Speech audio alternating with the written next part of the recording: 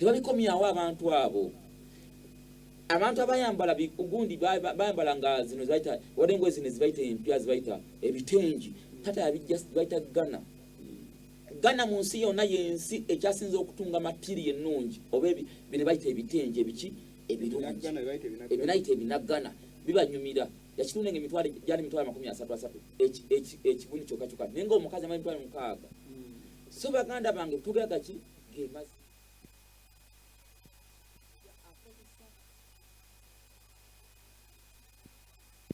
oyogera ekigambo ng'atasudde muki ensi okisanyuse yahuuka nekwebika namugamba tebazanye bwingo gakola ki bwe twagamba nkimanyi tata nga ku TV bakugamba kuwulira obeereko ku TV kubanga njogeza bulimba omuzadde kyangu kyakutwala mutabanye ku poliisi wakumuki mu kooti vaayo ntwale mu kooti njogeza ebisingako naawe kalugwade ku masimu ali ku simu kimanyi nkose line studio line alo seo mwebala okuweereza yongera ku ddoboozi timwebala okuweereza sebo naye mbadde temundaze ku vidiyo za Ssenfuma wansuubiza okundaga ku vidiyo za Ssenfuma omundi ogujja tujja kuba muganda wange genda kudda omulundi ogwokubiri lwakuba nti twagamba tuli kompyuta yaffe yakyankalanamu akantu akakyale kaki bwe tuba tutambula mu kkubo wabawo ebintu batujjako tebakkiriza nti ogeze mazima ganeeno so abantu sitaani akozesa abantu ab'enjawulo obutambi obutakola ki obutatuuka olina n'akasalayo naye nga tujja kulaga tetukusuubiza mpewo Ssenfuma naye butebenji gyali akola ki awulira naye nga tujja kwogeza mazima n'ebintu ebitulole ki tubirage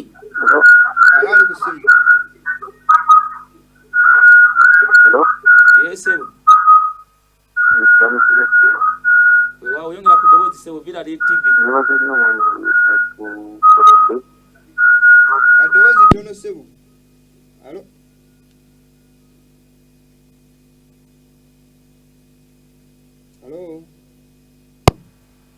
Sebo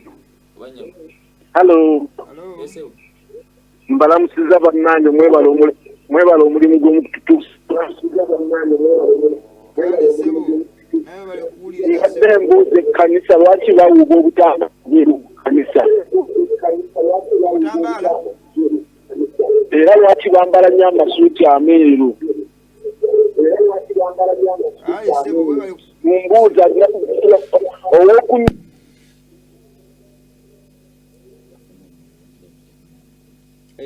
kakali abuuzizza lwaki bakwata obutambala obweru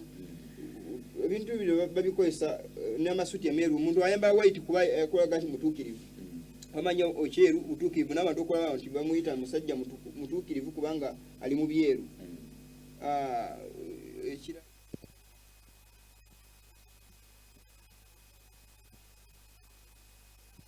abamu babugaba olw'emikisa naye wewalanganya omusaalaba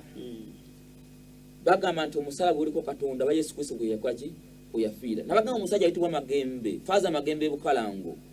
omusaalaba gwalina tegwali gugwe omusaalaba ku baseminaaliyo bebakkiriza bagende eri omusajja ayitibwa Mukajanga ne Sister Mideo omusajja ayitibwa Faaza Ngobya ne Sister Mideo bagenda kuzikula ebisigalidde ebyabwe era baleeta abaseminaaliyo ne bakakasa banakkiriza ekyama kiri ekyali eri ewaabwe kyali bateesezzaako Sister Mideo batwalayo Faaza Magembe Faaza Mukajanga ategeeze ensi nti Sister Mideo basanze ng'obwongo bwe bulamu ne Faaza Ngobya nti basigadde nti abiyumba by'ekibi biramu Faaza Magembe na Faaza Mukajanga n'akwata eggumba yalibba n'akwata eggumba lya Faaza Ngobya n'ayiteeka mu kasalaba n'atandika kukola olukonda Platinum Plaza wano mu Kampala kumpi mu Kiyembe Faaza Magembe Faaza Mukajanga n'afuna amaanyi okuva mu kizikiza ekyamagumba ga Faazaani Bayibuli etugamba nti abafuuti baliko kye bamanyi naye abalamu bamanyi nti balifa kakati mwalimu amaanyi ag'ekizikiza Faaza Mukajanga n'afuna amaanyi Magembe n'afuna okusaalirwa bwe yafuna okusaalirwa naga saagala Mukajanga naye njagala kaki njagala kasalaba kakozesa ku Platinum Plaza n'amutta yakoze omukazi ati wannakalenzi nanyini somero gayaza loodi naye bamaze ne bamutta naye ng'okumutta kuguno omulembe ogubaddewo ogwa Sipiro Kitorwanga kitalo nnyo nti omusajja akoze eki yafudde naye yafudde ng'ebimu ayogeza mazima naye ate nga emabega we waliwo kizikiza kyereere ng'agezawo okugamba ebigambo by'okukola ki ebyokugema n'ebigambo ebiki ebirala abantu abayogeza amazima kimanyi nti omukwano wewange nti saa muyinza okufa naye tetujja kufa naye tuna tufudde nga tufidde ku maki ku mazima amazima katufudde ab'eddembe. Alo? Alo? Yes, sebo. Basebo mwebale kutuwa mazima ago.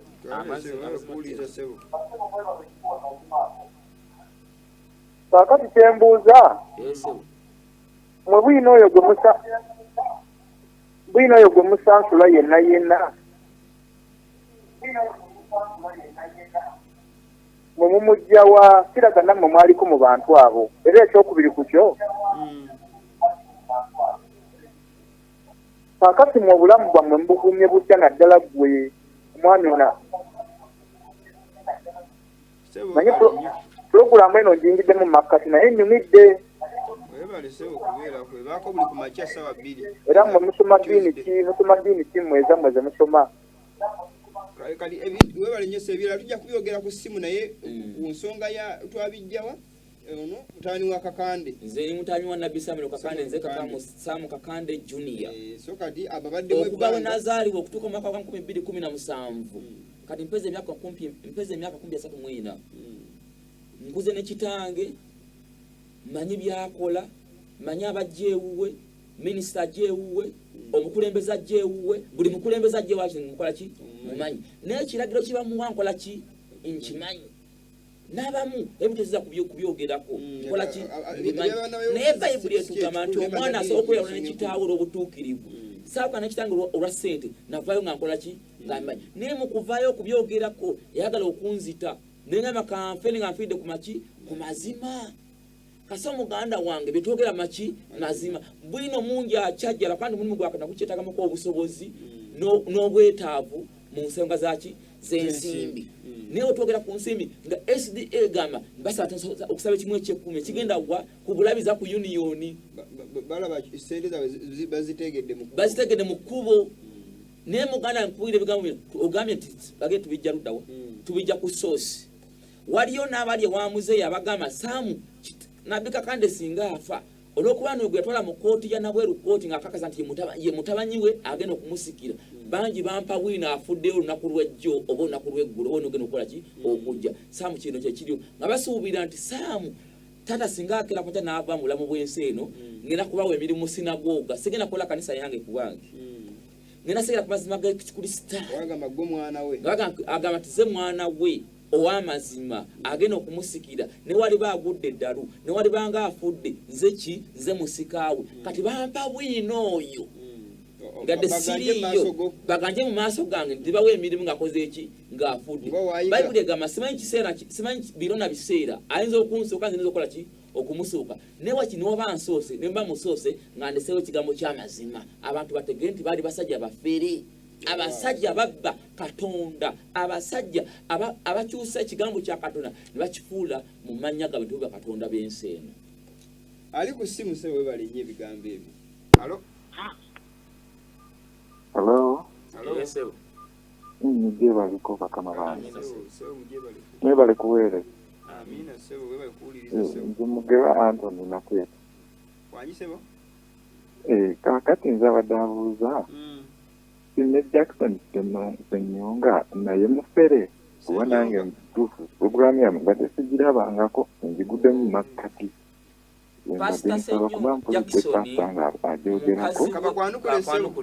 Pastor Senyonga Jackson mukazi we muganda wa Kanja Robert Pastor Senyonga Jackson yajewo mukadde Semya wa Frederick omwaka gwali gwa 2019 nali mulwadde mukyala mukadde Semya mukazi musawo wa Mengo Hospital nali mulwadde era waliwo nali nfunye accident then ne bansijanjaba Senyonga najja ne senga wange Nakakande Jennifer era sayira Senyonga yaguya senga wange Nakakande Jennifer amaka gali side zeno wansi gibayita katooke Kawempe kumpi ne kampuni ekola obutwa bw'emmese. Ssenyonga muganda mukwano gwa tata wange Sami Kakande. Tata Nabi Sami Kakande yaguda Ssenyonga essomero ta Code High School seta Mukono bawe emitwalo 50 mwana w'ekisulo. Ssenyonga tata namuka Ssenyonga nze Kakande Samu kanisa yange eri ku 2 eye eri ku 3. Ssenyonga 2 gatako 3 ofuna mbekanti mfuna 5 namugamba geno kifule home of P5.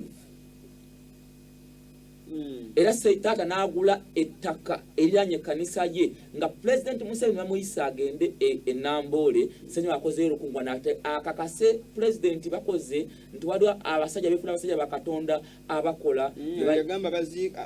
abalina monthly graves. Tata nawa Ssenyonga emitwalo 7 ejja dola bwe bukadde be billions 3 mu bukadde 8 namugamba nti wefuula aguzeewa mugende mubuze chairman w'emulago ku 2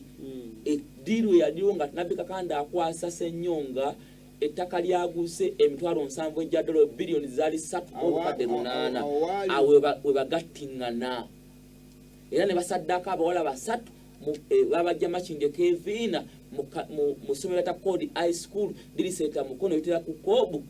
awali essomero bakata Code High School. Ssenyonga y'omu ne Nabi Sami Kakande ne muganda kalifuna esimu endala kasa akitegedde naye Ssenyonga naye mufere era Ssenyonga wabanga awakanamu antwale mu kooti kooti wezilezitulamu atukufuna esimu emwe yaliko. Hello. Yes. Mwebale kuwuliriza basebo. Mwebale kuwuliriza sebo nakulaba. Nze amanya bampise Julius. Naye nange nsiimye nnyo obuweereza bwammwe kubanga program nange mbadde sigimanyiiko naye ebintu bimuweereza ddala.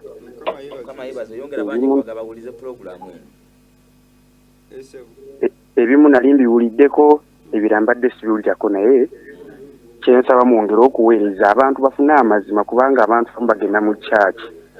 nga bayitondowaliddwa mitima gyabwe nga banoonya Katonda naye ate ne bagwa ku bantu abaferenga awo. Bannange mubaweeyo era mwogere amazima mwe Mukama alibasasula. Mwebale kuweereza.